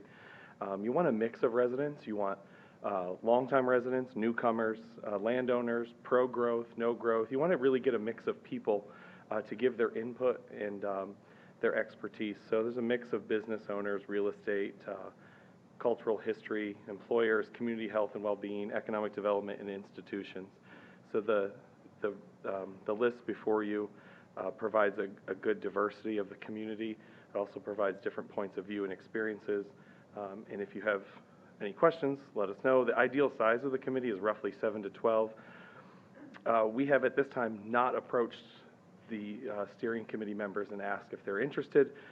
A few could not be interested or need to not participate, which would still leave us with enough members to have a committee throughout the process. We did develop the draft list for review by the board. The final list as amended will be provided to the board at the meeting for your consideration. So if you have any questions, please let me know. Any questions or comments?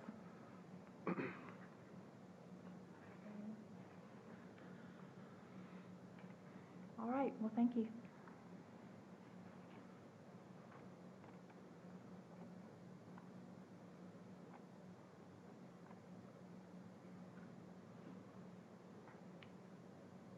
My red letter says we're going to vote on this tonight, but we are voting. Okay.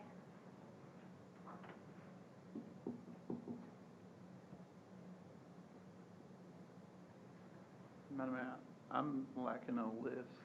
I don't have a list either, but I didn't want to. The list was emailed to the board. So we're voting on the list of... Yeah, I haven't received any comment from the board on the persons on the list. If you're not prepared tonight, then we can wait 2 weeks and bring it back.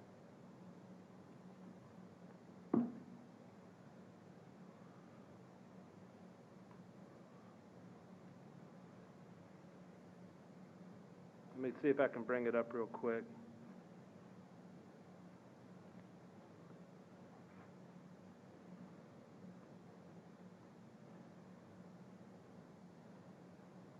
Not on the list, too.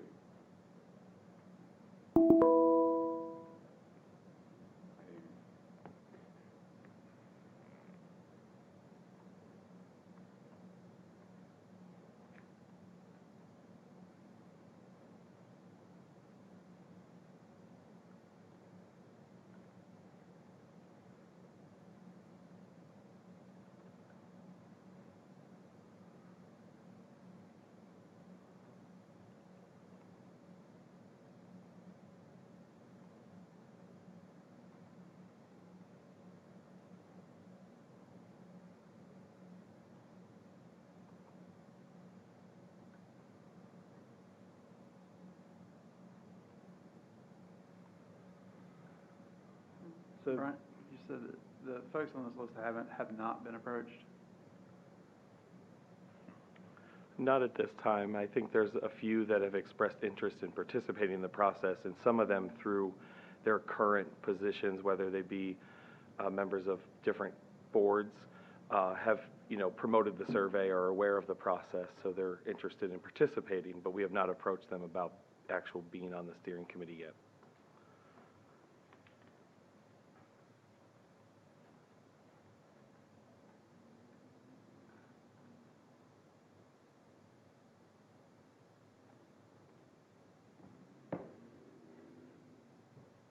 Commissioner Deloach, I'll just make a comment. I did look at the list, and I think it sort of touches on all the points. Newcomers, sort of old Wendell folks as well, business owners, voting on the list, you guys need time to look at it. I'm fine to vote tonight. I would be,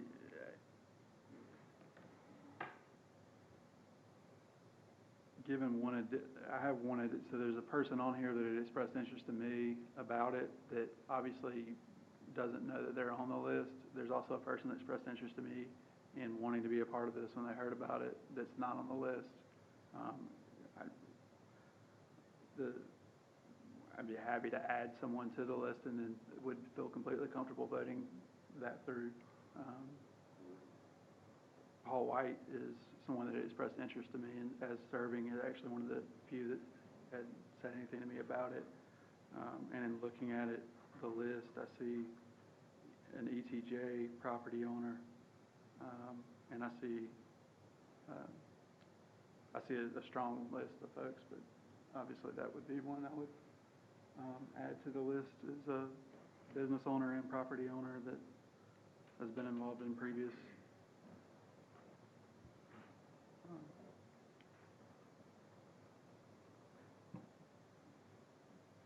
and I know that it's a general framework of 7 to 12, so if y'all are good with that, and if staff's good with that, and if the board's good with adding one person, that was just someone that having not seen the list, I had intended on sending his name forward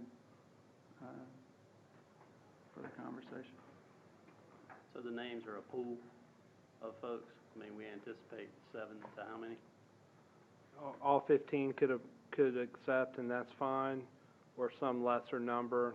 Ideally, on a working committee, you want somewhere between 7 and 12.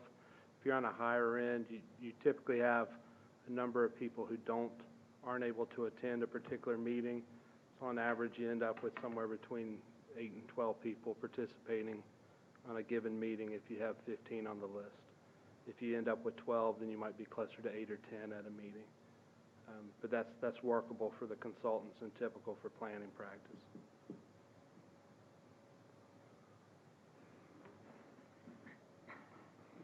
I feel confident that if we sat here long enough, we could think of 50 or 60 people to put on the list. And I know I've had a couple people mention it to me that aren't on there, so, you know, I don't feel like we need to come behind y'all and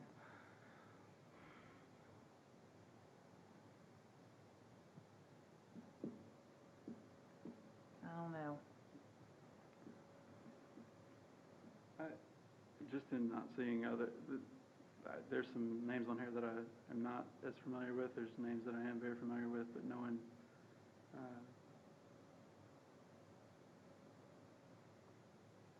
what I know, and certainly think you can add one. Obviously, that's the discretion of everyone else too. I know that obviously you and I hadn't seen the list until just a few seconds ago. I had seen it. Okay. Got the email yesterday. I just was looking for it right here in front of me on a piece of paper.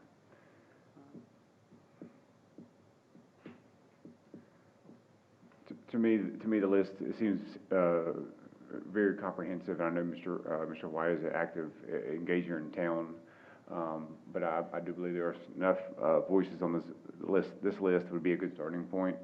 For me, I would rather see us start with the list that town staff has pulled together, see what our final numbers are with that before we try to add to the list. That's just my preference and my thought. But I mean, if I was ready to vote on the list as it was, based on what I had seen, and if the other commissioners are ready to vote, we can vote on that one. But that's where I came to stand. I didn't want to catch anybody off guard tonight. With that being said, I'll make a motion to approve the list of the steering committee members, and allow the town staff to continue to contact those for appointment. All right, so we have a motion to approve the steering committee list from Commissioner Lutz. Is there any discussion on the motion? All right, Commissioner Joyner? Aye. Commissioner Deloach? Aye. Commissioner Lutz, Aye. Commissioner Tornaski, Aye. and Commissioner Boyette. Aye. All right, thank y'all. That passes unanimously.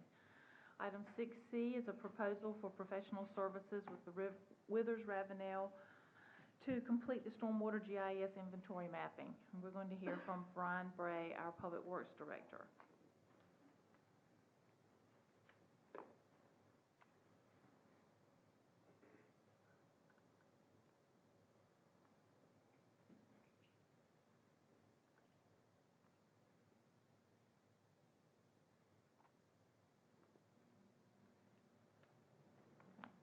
Good evening. Good evening, Madam Mayor and Board of Commissioners. I'm happy to bring before you tonight a proposal for professional services with Withers Ravenel to complete the stormwater GIS inventory mapping. For some history on that, the town initiated a multi-year project back in 2015 to locate and map our public stormwater features throughout the entire town. The project was completed by the prior consult in 2018, and data was provided to the town. During fiscal year 2020, Withers Ravenel was contracted to conduct a gap analysis study for the town, for the town's existing stormwater program, to determine the needs to achieve a compliant stormwater program. We have an audit that's coming up for our program in 2022, so this is an important piece here. The gap analysis determined that the data collected previously was incomplete and that additional work is needed to develop the compliant stormwater program that we need for the audit. Withers Ravenel, the town engineer of record for stormwater services, provided the attached proposal to complete the necessary stormwater GIS inventory mapping. The anticipated cost of the work is $28,950 and would be included in the end-of-year amendment to the FY 2021 budget. The anticipated source of funding would be the general fund reserve. The work completed will complete the gaps in the existing data set. The consultant will verify pipe connectivity and identify possible deficiencies in the stormwater conveyance. Data collected will include pipe attributes such as diameter, pipe material, overall structural condition, and the type of pipes and stormwater infrastructure that you have. The completed data will be used to identify stormwater maintenance and capital project needs for upcoming years and provide a complete data set that can be maintained by the town moving forward and added to as new development occurs. I'd be happy to answer any questions that you might have. Are there any questions for Mr. Bray?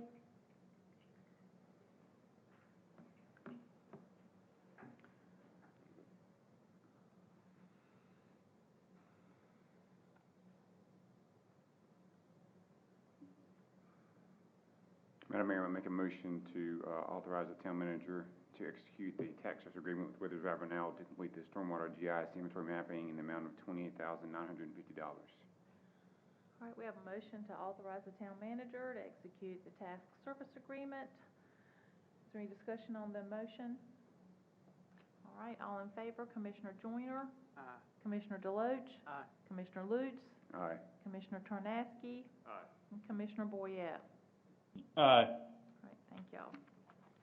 Thank you. All right, we'll move into our other business now. Update on board committees by town board members, and start with the Wendell Volunteer Fire Department Board of Directors, Commissioner Joyner. Thank you, Madam Mayor. The Wendell Fire Department Board of Directors met last Thursday. There's a lot going on with the fire department,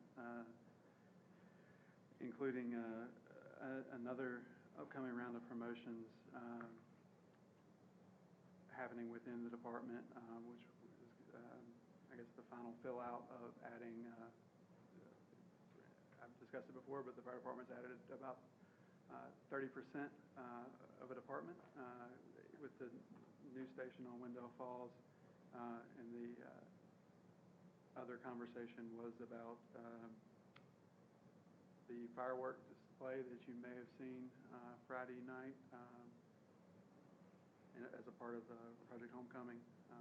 The fire department was happy to be there and happy to see that occur. And I believe that's all for the fire department. Okay, thank you. And the Technical Review Committee, Mayor Pro Tem John Boyette. Yes, thank you, Mayor. I have to apologize. There was an issue with me being able to make it to the TRC meeting, but I'll have an update for that at our next meeting. Okay. All right, let's move to our commissioners' comments. Start with Commissioner Joyner. Thank you, Madam Mayor. I think it's very cool that we're to a point that you can take the majority of the conversations that we're having or pressure that we're feeling and point it to growth. I've taken a consistent step of driving through downtown most nights between 6 and 8 over the past week and a half, and seeing the traffic at the same time every day is good for me.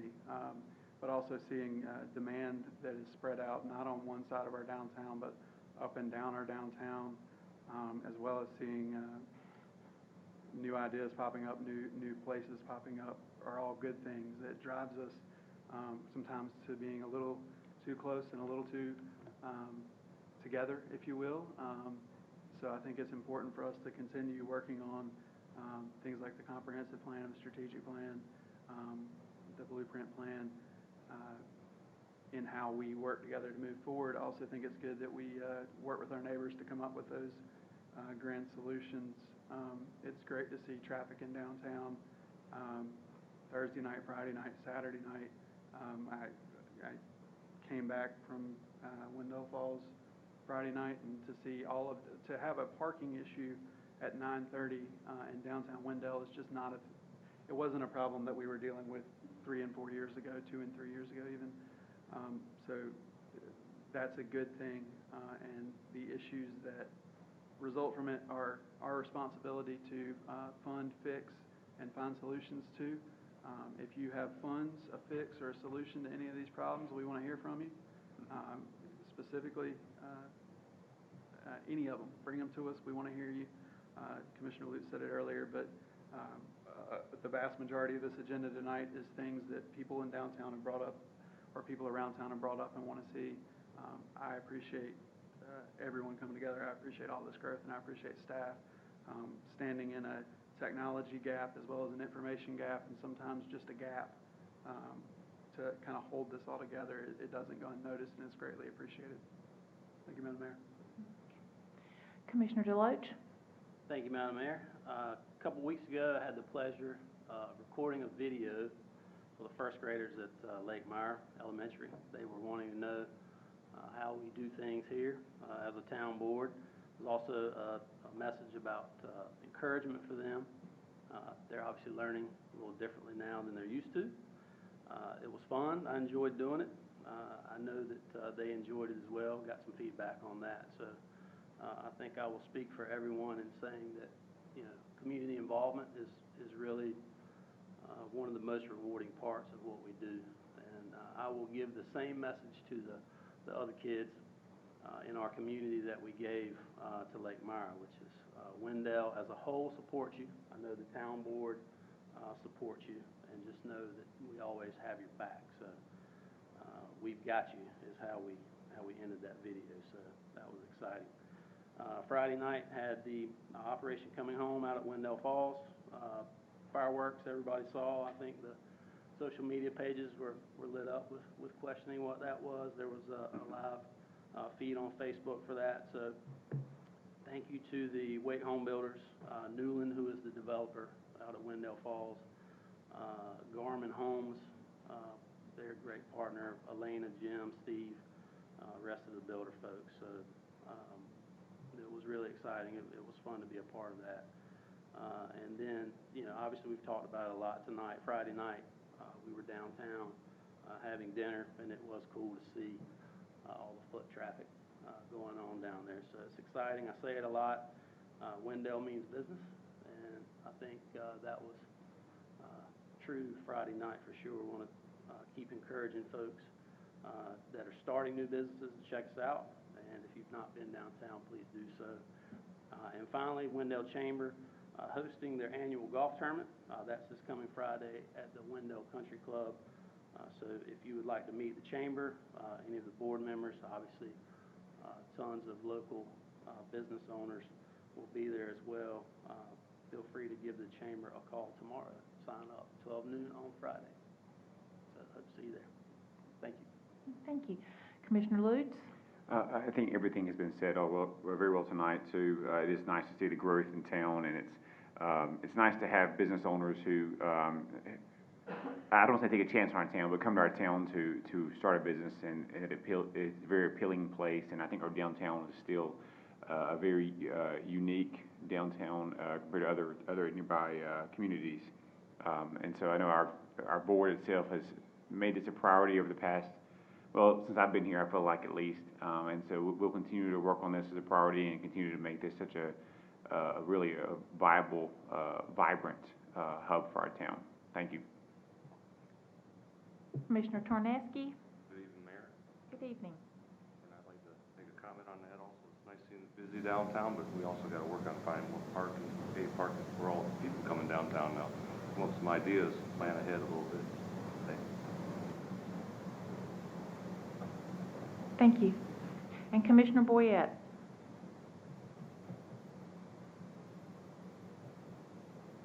Can you hear me, Mayor? I can. All right. As you know, parking keeps getting brought up a lot, and it is something that I think is important downtown, just to piggyback on some of the other commissioners' comments.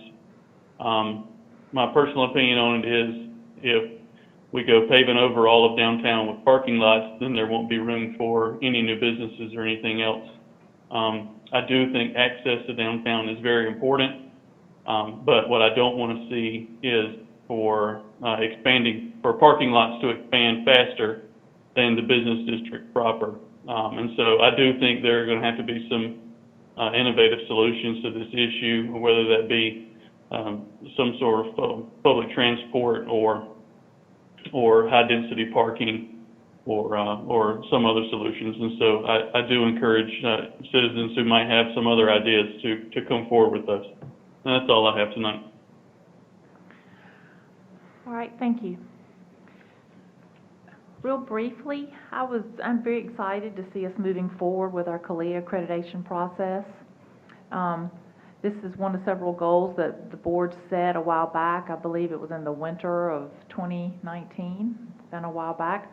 And I'm happy to see us moving forward. I know it's been a bit of a process to get us to where we are now, and now that we'll be able to talk about it more and see things happening more. But I'm excited to see that taking place. I also want to thank again the people who've applied to serve for the Parks and Recreation Board and the Tree Board. I think it filled up both of those two boards. It did not have, where do we have spaces? We have 3 spaces left in the tree board. We have 3 spaces left on the Tree Board. During normal times, that is a really fun group because I go with them to plant some trees and do some things. It's not a tremendous time commitment, so if you're interested, please apply for that. It's really fun. You get to do a lot of things with some of the kids in the schools, and it's always a good time, just a couple hours every here and there, not too much. I want to encourage anyone that has any comments about parking, food trucks, charging stations, lighting, and the dumpsters to please let us know what you're thinking about that. We have a lot of things to think about, and as far as the downtown, I wanted to comment about that too.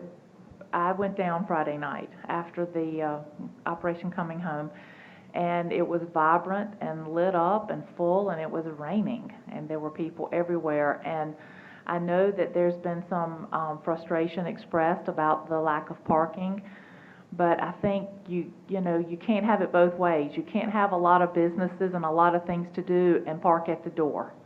And we kind of have a mindset of wanting to park at the door and walk in and get whatever it is we want and walk right back out. And myself included, it won't hurt any of us to walk 10 steps or a half a block. And needing more parking is a good problem to have. It's a good thing that we will figure out some solutions to ease that a little bit. But I'd like to look at this as a glass half full situation. I can remember not too very long ago riding down there in the evenings, and there was no people, tons of parking, and all the stores were dark or papered up. So, let's try to look at it for the good and try to continue as we go through this next step of things regarding the downtown to do some things that are going to enhance it even further. I think that's a good way to think about it. I think that's all. I need a motion to adjourn. Motion to adjourn. All right, we're adjourned.